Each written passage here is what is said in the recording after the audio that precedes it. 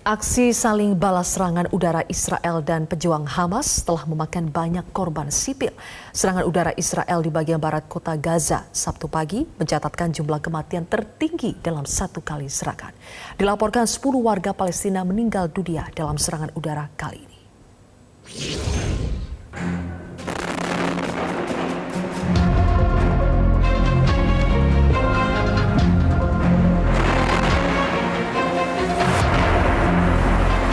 Aksi saling balas serangan udara Israel dan Hamas telah memakan banyak korban sipil dan menghancurkan banyak bangunan. Serangan udara Israel ke arah kota Gaza setidaknya menyebabkan 126 orang meninggal sejak Senin waktu setempat. Sementara itu, serangan roket Hamas menyebabkan 7 warga Israel meninggal.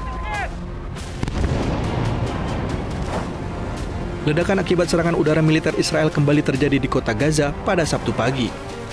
Serangan udara yang diduga ditujukan ke kompleks keamanan Hamas di bagian barat kota Gaza ini mencatatkan jumlah kematian tertinggi dalam satu kali serangan. Serangan udara Israel kali ini menewaskan sedikitnya 10 warga Palestina. نتنياهو لما يفلس ومش لاقي حاجه يعملها بضرب المدنيين. انت تو صورت شفت الناس وهي قاعده بتاكل بتتعشى تضربوها يتشاطروا علينا ليش؟ يروحوا يتشاطروا على الناس اللي عندها مراجل مش على الناس الآمنة اللي لا حول لها ولا قوة إلا بالله.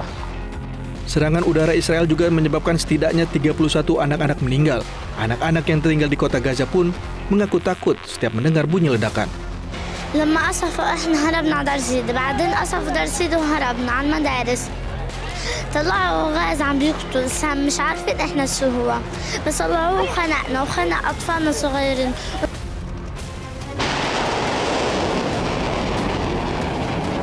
Sementara itu, Hamas melakukan serangan balik dengan menembakkan roket ke arah selatan Israel.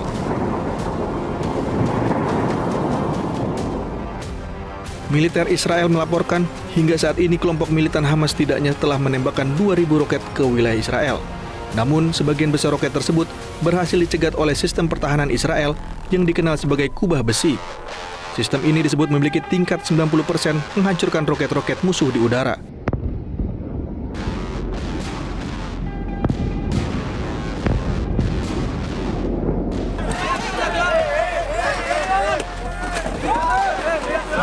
Sebelum aksi saling serang roket antara Hamas dan Israel terjadi sejak Senin lalu, konflik diawali dengan tindakan mengusir warga Palestina dari lingkungan Sheikh Jarrah, Yerusalem Timur, yang selanjutnya diikuti dengan penyerangan terhadap warga sipil Palestina di Masjid Al-Aqsa.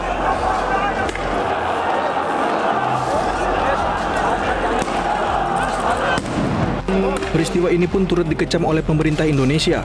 Dalam keterangan resminya, Presiden Joko Widodo yang diwakili oleh Menteri Luar Negeri Retno Marsudi menegaskan, Indonesia akan terus mendukung memperjuangkan hak rakyat Palestina.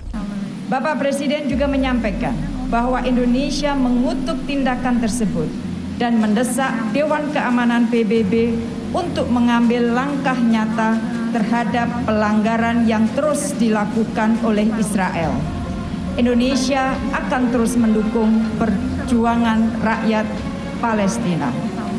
Selain apa yang telah disampaikan Bapak Presiden dan mencermati perkembangan baru yang terjadi, Indonesia juga mengecam meluasnya ketegangan dan kekerasan, khususnya di jalur Gaza, yang menyebabkan puluhan korban jiwa warga sipil yang tidak berdosa. Sementara itu, Dewan Keamanan PBB akan mengadakan pertemuan secara virtual untuk membahas kekerasan yang memburuk antara Israel dan Palestina pada Minggu 16 Mei 2021.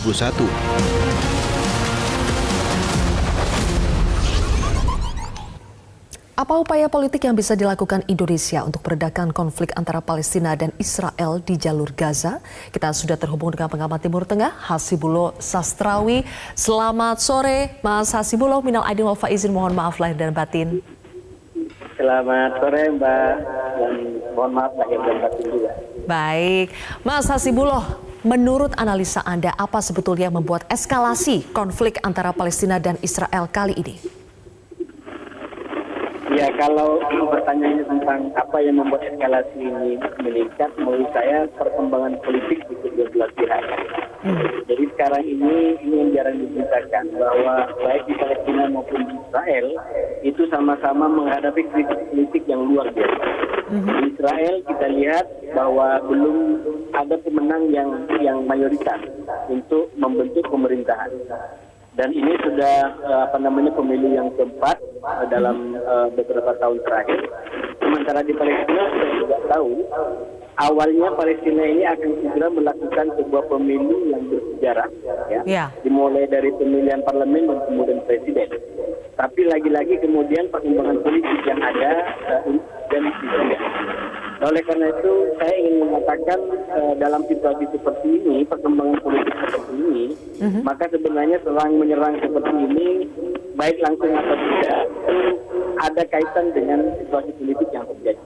Saya ingin mengatakan serangan seperti ini kerap dilakukan oleh para elit untuk menutupi krisis politik yang terjadi. Dan menurut saya persis inilah yang dikatakan oleh Ibu Menlu, pemerintahan kita di Indonesia, agar jangan mengorbankan rakyat. Betul. Oke. Mas Hasibullah, menarik sekali analisa Anda. Boleh dilanjutkan nanti. Sayang sekali kita harus jeda sejenak untuk mengikuti azan maghrib untuk wilayah Jakarta dan sekitarnya.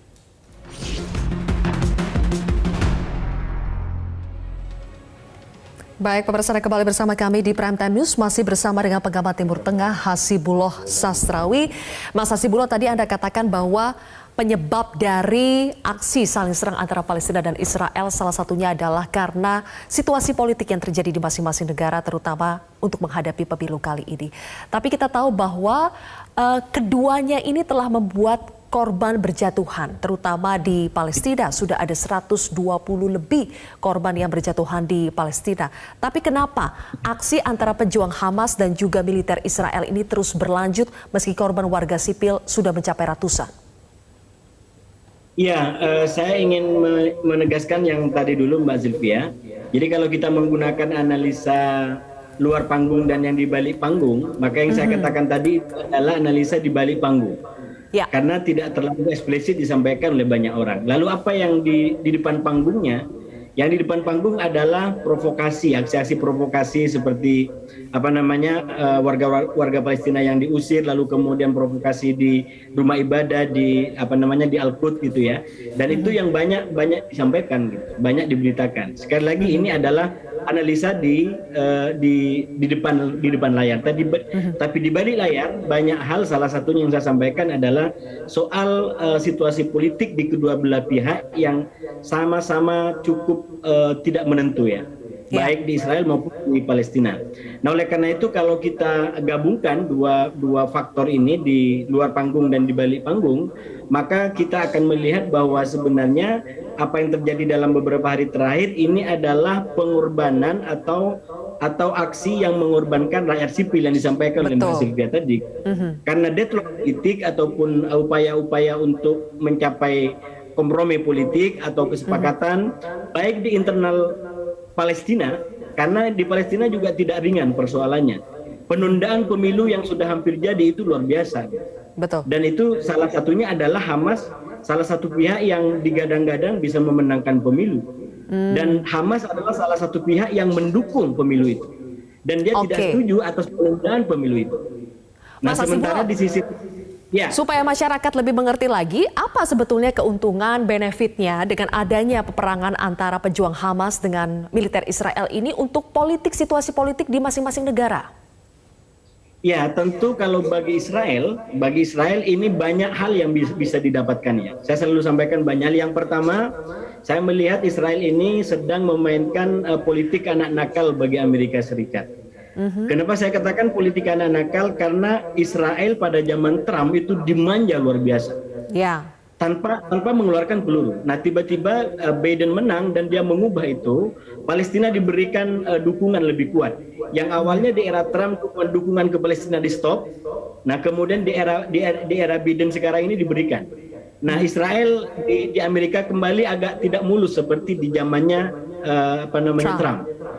Jadi saya mengatakan ini adalah politik anak nakal dalam tanda kutip yang sedang dimainkan oleh Israel untuk mendapatkan perhatian dari Amerika. Lebih lanjut, karena sekali lagi kalau terus bergejolak begini Amerika juga akan terdampak gitu. Karena Amerika dianggap sebagai salah satu pemegang kartu di tingkat Timur Tengah, termasuk diantaranya penyelesaian konflik Palestina Israel. Ini satu ya. Yang kedua, apa yang bisa didapat? Yang didapat adalah keuntungan dukungan lebih kuat dari kelompok-kelompok militan di Israel sendiri. Terutama ketika Benjamin Netanyahu sekarang membutuhkan dukungan lebih kuat untuk bisa membentuk pemerintahan. Oleh karena itu muncul tadi itu di analisa peristiwa di depan panggung muncul ada kelompok-kelompok ekstrem Yahudi yang juga ingin tampil di situ. Jadi ini anasir-anasir politik yang bisa kita baca. Itu kalau dari sisi Israel. Bagaimana dari sisi Palestina? Dari sisi Palestina pun kurang lebih paling tidak peristiwa ini menunda sementara perbincangan yang cukup panas di dalam mengenai penundaan pemilu ini. Karena sekali lagi semua kita kemudian menjadi tertarik untuk bicara, dan itu saya setuju. Kalau kita bicara agenda terdekat hari ini adalah kita harus segera menghentikan roket-meroket itu. Betul. Jadi dunia harus segera melakukan segala upaya agar Israel segera memasukkan kembali roket-roketnya. Begitu juga dengan Hamas, agar Hamas tidak meluncurkan kembali roket-roketnya. Sekali lagi yang menjadi korban bukan elit-elit dari Israel maupun Palestina, yang menjadi korban adalah rakyat, ya, anak-anak, perempuan, orang yang beragama yang menjadi korban di situ. Dan sekali lagi ini harus jadi concern. Terakhir, Mas Hasibullah, kalau begitu apa yang bisa dilakukan oleh komunitas internasional terutama PBB? Kita tahu lobby-lobby sudah dilakukan oleh negara-negara Timur Tengah, dari PBB juga sudah mulai menyampaikan reaksinya, tapi belum ada dampak signifikan terhadap aksi saling serang antara kedua negara. Apa langkah konkret yang bisa di-endorse terutama oleh pemerintah Indonesia yang selama ini dekat dengan Palestina? Apa yang bisa kita lakukan lebih jauh lagi? Ya, untuk agenda masyarakat internasional, menurut saya yang pertama dalam waktu dekat kita harus melakukan segala upaya agar serangan ini berhenti dulu. Karena ini yang menjadi tragedi kemanusiaan. Jadi sumber api ini harus dihentikan. Senjata ini harus dimasukkan kembali. Dan itu bisa dilakukan misalkan melalui Amerika ataupun melalui kekuatan-kekuatan global lainnya untuk bisa menekan Israel. Kalau tidak, maka ya Israel harus diberikan sanksi gitu. Nah ini kan selama ini Israel seakan-akan di atas hukum. Jadi walaupun PBB kasih rekomendasi apa, kemudian tidak ada yang bisa merhatikan di situ. Nah sekali lagi menurut saya kekuatan dunia, PBB terutama harus berwibawa di hadapan Israel. Ketika krisis seperti ini, maka serang-menyerang harus dihentikan. Itu yang pertama. Yang kedua, bagaimana dengan Indonesia? Menurut saya memang dalam waktu dekat yang tidak kalah penting dilakukan adalah bagaimana elit-elit Palestina itu bisa mengambil pembelajaran berharga dari proses demokrasi yang sudah berlangsung cukup lama di Indonesia. Karena Palestina hari ini sangat membutuhkan bagaimana proses politik itu dilakukan, bagaimana deal-deal politik itu diciptakan, bagaimana kompromi politik itu dibangun bersama. Jadi sekali lagi Palestina sangat membutuhkan pengalaman Indonesia, baik dalam konteks kemerdekaan, ataupun dalam konteks tadi membangun demokrasinya. Karena kalau tidak, walaupun kita sangat kuat mendukung dari sisi Israel agar menghentikan serangan, tapi Palestina tidak bersatu, tidak cukup kuat pengalaman untuk membangun pemerintahannya, maka itu juga akan menghasilkan hasil yang kurang lebih sama, di mana rakyat akan menjadi korban dari perkembangan politik yang di kalangan elit. Saya rasa begitu, Mbak Zilvian. Oke, terima kasih atas analisa Anda, pengamat Timur Tengah, Mas Hasibullah Sastrawi, telah bergabung bersama kami di Prime Time News hari ini.